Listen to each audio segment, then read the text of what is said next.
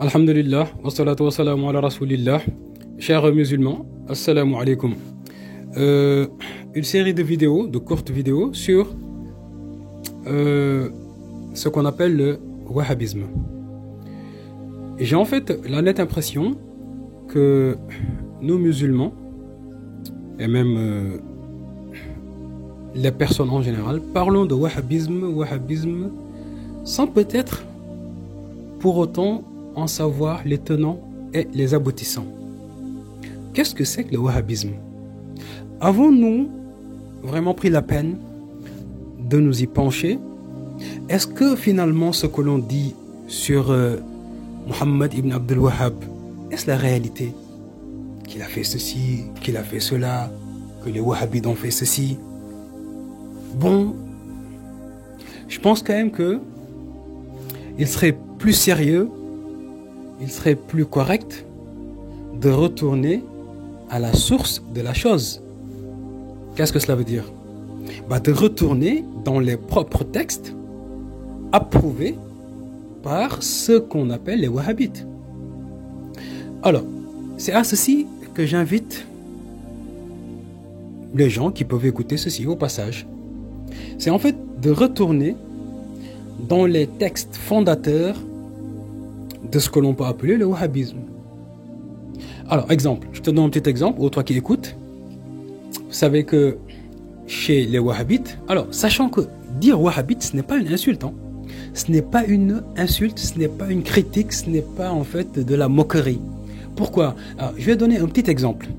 Vous savez, le fondateur du royaume d'Arabie Saoudite, Abdelaziz ibn Saoud, ou plutôt Abdelaziz ibn Abdurrahman en réalité. Le fondateur du royaume d'Arabie Saoudite, il a fait éditer en Égypte un livre nommé Al-Hadiyu Saniya wa Tuhfatul Wahhabiyya. Autrement, le cadeau wahhabite. Les Ikhwanin al-Muwahhidin, à nos frères musulmans croyants. D'accord? Donc, vous voyez que le roi Abdelaziz, il a fait éditer un livre qui s'appelle le cadeau wahhabite. Donc, dire wahhabisme, ce n'est pas une insulte. Ce n'est pas péjoratif. Donc, ça, c'était un petit éclaircissement que je voulais apporter. Et ensuite, inviter à retourner aux sources premières du wahhabisme, qui sont, par exemple, les deux chroniqueurs connus, reconnus, acceptés, authentifiés chez les wahhabites. J'ai nommé Ibn Ghannam et Ibn Bishr. Donc, ce qu'on va appeler Tariq ibn Ghannam et Tariq ibn Bishr. Donc, ce sont deux livres de chroniques wahhabites qui nous disent un peu ce qu'il en est du wahhabisme. Comme ça, là, personne ne pourra dire « Ah oui, non, ce sont des fausses accusations. » Voilà. Est-ce que ce que l'on dit sur Muhammad ibn Abdul Wahhab, finalement, c'est la réalité ou pas? Est-ce que ça a été exagéré? Est-ce que ce sont des mensonges qui ont été dits à son compte? C'est exactement ce que nous allons voir. Donc, deux livres de référence, voire trois, voire quatre. Tariq ibn Ghannam, Tariq ibn Bishr, Tuhfatul Wahhabiyya et Durar Saniya, qui est, on va dire, l'encyclopédie wahhabite. Donc, le wahhabisme, en fait, comment est-ce que ça a débuté? Un homme nommé Muhammad ibn Abdul Wahhab, donc ça c'est connu, d'où le wahhabisme. Alors, cet homme, dans ses livres de référence, qui sont Ibn Bishr, Ibn Ghannam, Durar Saniya, qui sont des chroniques wahhabites, comme j'ai bien dit, il nous explique que Muhammad ibn Abdul Wahhab, très jeune, à l'âge de 12 ans, il a mémorisé le Coran et son père l'a marié. Et il est allé faire le pèlerinage à la Mecque, où il a dû fréquenter un ou deux savants. Il a écouté un peu de hadith. Et par la suite, ils nous disent qu'il a voyagé vers Basra, donc en Irak, où il a dû fréquenter également des cheikhs là-bas. Bon, en fait, voici grosso modo son parcours scientifique. Bon, ils nous disent également qu'il a étudié chez son père, sauf que là, il y a une contradiction à cela. Pourquoi? Dans un livre nommé As-Suhub al-Wabila, donc c'est un livre en fait de biographies de savants hanbalites. Dans ce livre, le père de Mohammed ibn Abdul Wahhab, donc Abdul Wahhab, on lui a fait une biographie. Et donc, dans sa biographie, l'auteur nous dit que cet homme est le père de Mohammed ibn Abdul Wahhab, qui a apporté sa da'wa dans le Najd. Mais il nous dit que Mohammed ibn Abdul Wahhab ne s'entendait pas avec son père à cause de ceci. Quoi donc?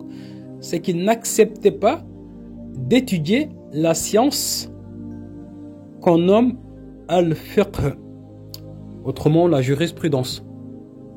Donc c'est ce qu'il nous explique. C'est pour cela que si on nous dit qu'il a étudié chez son père le fiqh et que même son père était étonné de sa science et que son père a bénéficié, a profité de sa science, c'est ce qu'ils nous écrivent. Hein. Si vous allez voir Ibn Bishr ou bien Ibn Ghannam, c'est ce qu'ils vous écrivent. Donc Mohammed ibn Abdul Wahhab est allé à Basra, il est revenu en 1740, son père est décédé, et là Ibn Bishr nous dit que à partir de ce moment, il a osé manifester sa da'wa. Donc le wahhabisme.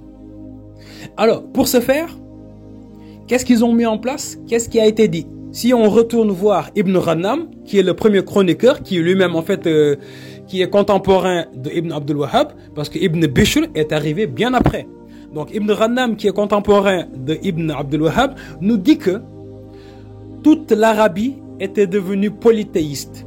Tous les pays musulmans, les gens étaient devenus polythéistes, étaient devenus mécréants, ils adoraient des tombes, ils étaient dans l'association totalissime, pire que les associateurs d'avant, de la période pré-islamique. Alors attention, ce n'est pas un propos que j'interprète, c'est écrit noir sur blanc. À la Mecque, à Médine, ils disent que les gens étaient dans l'association.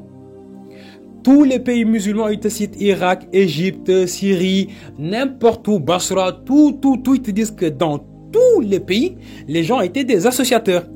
Alors, je tiens juste en fait à souligner que Mohammed ibn Abdul Wahhab, qui est le père fondateur du wahhabisme, il a justement, on nous dit qu'il a étudié chez ces gens qui étaient des associateurs.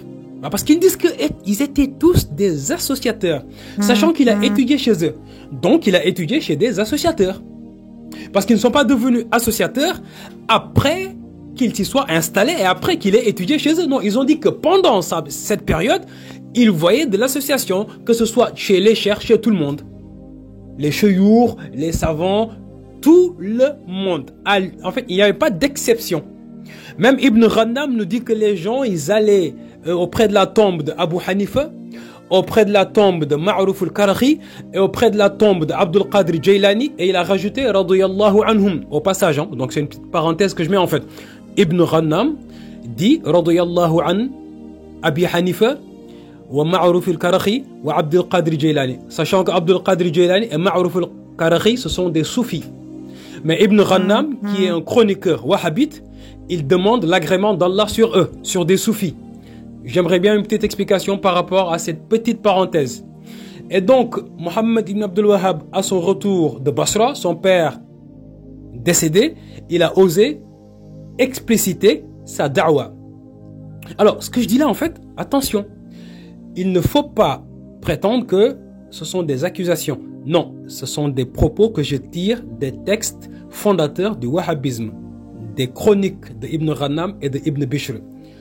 Et donc, ceci fait, Mohammed ibn Abdul Wahhab était dans une localité nommée Huraymala, sachant qu'il était à Uyayna. Lorsqu'il a quitté Uyayna, parce que son père l'ayant quitté, ayant une dispute avec un des dirigeants, son père s'est déplacé à Huraymala.